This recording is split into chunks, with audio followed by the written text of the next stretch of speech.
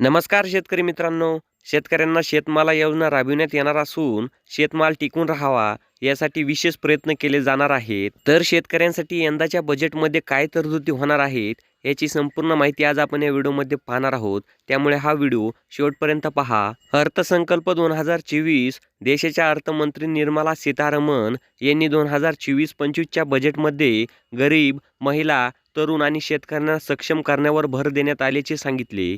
यंदाचा संकल्पात शेतकऱ्यांसाठी काय तरतुदी करण्यात आल्या यावेळी भाषणात निर्मला सीतारामन म्हणाल्या, शेतकरी हा अन्नदाता आहे. दरवर्षी पीएम किसान मधून 11.8 कोटी शेतकऱ्यांना निधी देण्यात येतो. 4 कोटी शेतकऱ्यांना फसल विमा योजनेतून पीक विम्याचा लाभ मिळाल्याचे सांगण्यात आले. इलेक्ट्रॉनिक नॅशनल ॲग्रिकल्चर मार्केटने 1361 बाजार समित्यांना जोडल्याचेही सांगण्यात आले. कृषी स्टार्ट ॲपच्या माध्यमातून शेतकऱ्यांना अधिक उत्पन्न मिळवून देण्यास प्रोत्साहन देण्यात येत असल्याचे यावेळी त्यांनी सांगितले. हे आहेत महत्त्वाचे मुद्दे. 1. शेतकऱ्यांना शेतमाला योजना राबविण्यात येणार असून शेतमाल टिकून राहावा यासाठी विशेष प्रयत्न केले जाणार आहेत.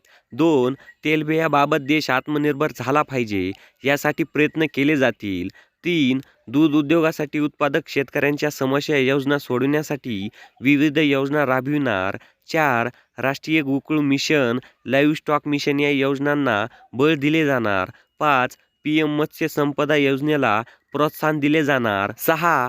पीएम किसान संपदा योजना 38 लाख शेतकऱ्यांना लाभ.